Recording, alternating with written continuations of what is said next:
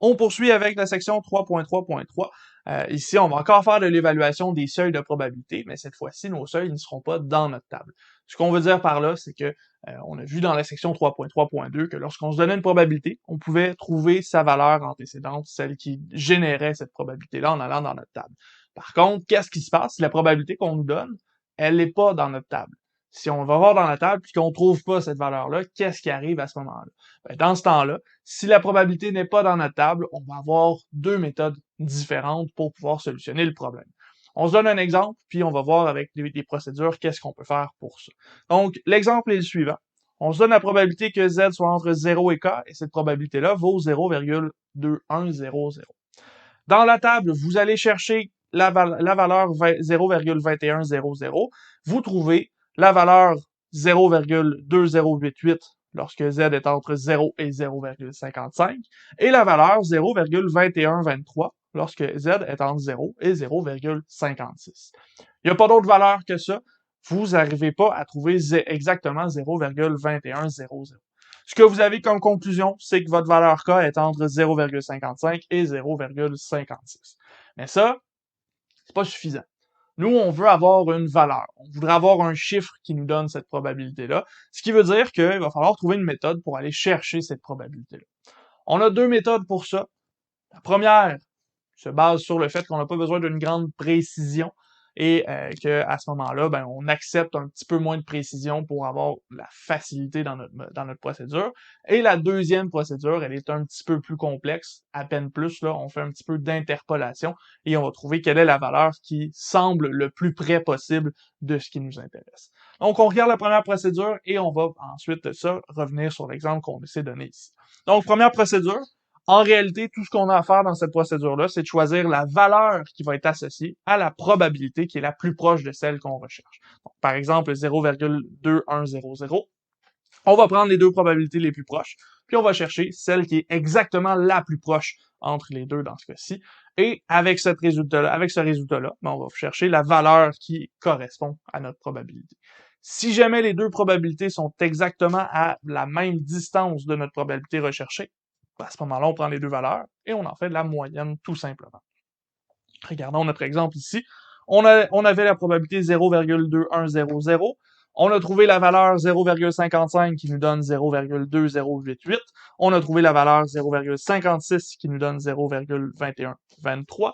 À ce moment-ci, on remarque que la valeur 0,55 nous donne une probabilité qui est à 0,0012 d'être la bonne, alors que l'autre, c'est 0,0023.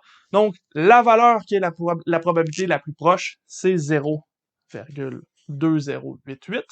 Donc, comme 0,2088 est plus proche ou plus près de 0,2100 que l'autre valeur, donc 0,2123, on va dire que K est égal à 0,55. On va pas plus loin que ça. On se casse pas le basic avec ce problème-ci. On va aller chercher la valeur qui est la plus proche, puis on va accepter que c'est pas 100% précis, mais on a quelque chose qui se tient quand même bien pour la valeur qui nous intéressait. Si on avait eu deux valeurs qui sont à exactement la même distance, ben là, il aurait fallu faire la moyenne entre les deux valeurs qui se succèdent ici, les deux valeurs successives, et à ce moment-là, on aurait trouvé exactement la moyenne entre les deux, le milieu entre les deux valeurs qui sont ici. Deuxième procédure, un petit peu plus mathématique, un petit peu plus précise aussi que la première. Dans ce cas-ci, on va faire une interpolation linéaire entre nos deux valeurs. Qu'est-ce qu'on veut dire par là? Bien, on va supposer que les trois valeurs sont sur une droite et que la valeur de K fit parfaitement sur cette droite-là. Donc, on va pouvoir utiliser les pentes de la droite formées par les points entre les valeurs V1, V2, P1 et P2, les probabilités de V1 et les probabilités de P2, puis on va pouvoir trouver la probabilité qui correspond au K qui est entre V1 et V2. Dans ce cas-ci, le schéma que je vous ai donné, ça représente la situation. V1, c'est la première valeur, P1, c'est la première probabilité, K, c'est la valeur qu'on recherche, P, c'est la probabilité qu'on a donnée, V2, c'est la deuxième valeur, P2, c'est la deuxième probabilité. Les probabilités englobent la probabilité qu'on s'est donnée. les valeurs englobent le cas qu'on recherche, et la probabilité 1 avec V1 donne le point A, la probabilité 2 avec le point V2 donne B, et notre point final, K, avec sa probabilité, donne C. De cette façon-ci, si on fait de l'interpolation linéaire, on trace une droite entre A et B, et il faut que le point C passe directement sur cette droite-là. Pour obtenir ça ici, pour obtenir ce résultat-là, il faudrait que la droite qui est formée par les points A et B ait la même pente que la droite formée par les points A et C. Si c'est le cas, ben à ce moment-là, on a exactement la même droite et on a une bonne interpolation linéaire pour le point C qui est dans le milieu. Dans ce cas-ci, ce que ça veut dire, c'est que si je trouve la droite de la pente entre A et B et que je trouve la droite de la pente entre A et C, je peux les mettre équivalentes et trouver mon inconnu K dans ce cas-ci. Donc, je vais avoir la probabilité de la deuxième valeur moins la probabilité de la première valeur divisé par la deuxième valeur moins la première valeur. Et ça ici, ça devra être égal à la probabilité qu'on s'est donnée moins la probabilité de la première valeur divisé par la valeur qu'on recherche moins la valeur de la première probabilité. On va essayer de décortiquer ça dans l'exemple qu'on s'était donné, puis on va être capable de voir qu'est-ce qu'on veut dire par là. Donc ici, on a l'exemple qu'on s'était donné, on a la probabilité 0,2100.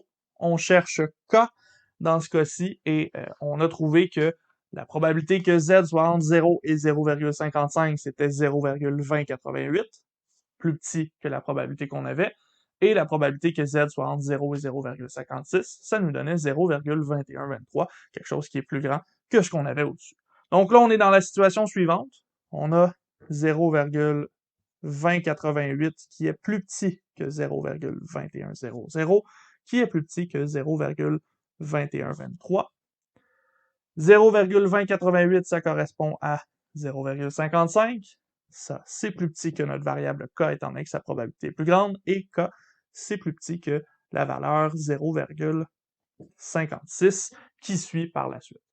Donc, ici, dans la première colonne, ici, on a les valeurs 1, et dans la troisième colonne, on aurait les valeurs 2. De cette façon-là, on peut aller construire notre équation. On dira que P2 moins P1, ce sera égal à 0,2123. P1, ce sera 0,2088. Et V2 moins V1, ce sera 0,56 moins 0,55. De l'autre côté, on va avoir P qui est 0,2100. P1, c'est toujours 0,2088. Et on divise par K moins 0,55. Il nous reste à isoler K dans cette équation-ci, et on va retrouver que K va valoir 0,5534 environ, avec notre interpolation linéaire. Donc là, ici, cette deuxième méthode-là, elle est un petit peu plus complexe parce qu'elle est plus mathématique. L'autre procédure, elle était assez arbitraire. On choisit directement d'aller chercher la valeur. Dans ce cas-ci, plutôt que d'aller chercher la valeur arbitrairement, on va essayer de se donner une méthode mathématique qui nous permet d'interpoler, d'être un petit peu plus proche de la vraie valeur qui donne la bonne probabilité. Donc, cette méthode-là, un petit peu plus complexe, mais beaucoup plus précise que la première qu'on s'est donnée. Allons-y avec l'exemple 3.6. Dans cet exemple-ci, on a encore une loi normale centrée réduite 0,1 et on cherche à trouver la valeur de K qui fait en sorte que la probabilité que Z soit entre 0 et K soit équivalente à 0,1500. Ici, la première chose qu'on va faire, c'est aller dans la première procédure. On va aller trouver les deux probabilités les plus proches de 0,15 dans notre tableau. Puis, on va utiliser notre première procédure. On va choisir la valeur la plus proche dans ce cas-ci. On se retrouve dans notre table de la loi normale. Dans ce cas-ci, on cherchait 0,1500. Donc, on cherche la probabilité 0,15 dans ce cas-ci. Dans notre tableau, on retrouve 0,1179 ici. Ensuite, on s'en va à 0,1554. Donc, ça devrait être dans la ligne 0,30 qu'on va trouver notre probabilité. Si on progresse ici, on s'approche de plus en plus et on se rend compte qu'à la fin, à 0,38, on a 0,1480. Et à 0,39, on a 0,1517. Donc ici, évidemment, on est passé par-dessus 0,15, c'était le but de notre exemple. Donc, on va aller chercher ces deux probabilités-là, puis on va utiliser les valeurs 0,38 et 0,39 dans nos calculs. On a donc la probabilité que Z soit entre 0 et 0,38 qui donnait 0,1480 et la probabilité que Z soit entre 0 et 0,39 qui est 0,1517. À ce moment-ci, on est dans la première procédure, donc on va voir laquelle des deux est la plus proche de notre valeur. On a 0,1480 qui est à 0,0020 de distance de notre probabilité, et 0,1517, ben, elle est à 0,0017 de distance de notre probabilité. Donc, c'est celle-ci, 0,1517, qui est la plus proche. Ça veut dire que, arbitrairement, là, on va dire que K est égal à 0,39. En fait, on va dire que K est environ égal à 0,39, étant donné que on a estimé en allant chercher directement la valeur dans notre tableau. Cette première procédure-là, elle est assez arbitraire. Là. On va pas beaucoup plus loin que ça, on se casse pas le bicycle, puis on donne directement cette valeur. Dans le manuel, on s'arrête ici. Moi, je veux faire quand même la deuxième procédure pour qu'on la pratique aussi. Dans ce cas-ci, la deuxième procédure, on a les situations suivantes. On va avoir 0,1480 qui est plus petit que 0,15, qui est plus petit que 0,1517.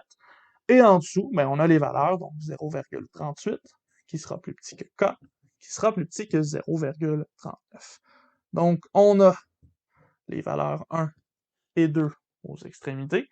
Et de ce qu'on a vu précédemment, on va aller chercher P2 moins P1 sur V2 moins V1, et ça devra être égal à P moins P1 sur K moins V1. Ici, P2 et P1, ça représente les probabilités de la deuxième et de la première valeur. V2, V1, les valeurs de la première et de la deuxième valeur. Et P et K, ce sont les informations que nous cherchons dans notre problème.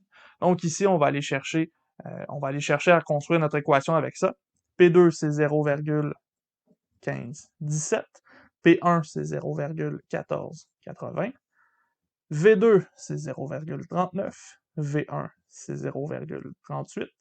Et tout ça, ça doit être égal à 0,15 moins 0,1480 sur K moins 0,38. Il nous reste à isoler K dans notre équation, donc ça, vous êtes capable de faire ça. Et ici, ça nous donne que K va être égal à 0,3854 environ. Encore une fois, c'est une approximation. N'oubliez pas, c'est jamais exact, étant donné qu'on a interpolé ou qu'on a choisi. Donc, dans ce cas-ci, la deuxième procédure ne nous donne pas exactement la même valeur que la première. C'est normal, étant donné que la deuxième va être un petit peu plus précise, va aller un petit peu plus loin dans sa démarche que la première. Ceci étant dit, maintenant, vous vous posez sûrement la question, quelle est la procédure qu'on utilise? Bien évidemment, la procédure, elle va vous être indiquée. De base, dans le manuel, je crois qu'on va toujours utiliser la première procédure. Si moi, en examen, je veux que vous montriez la deuxième, je vais vous le demander. Je vais vous dire, par interpolation des valeurs, allez chercher la valeur K qui répond à notre équation.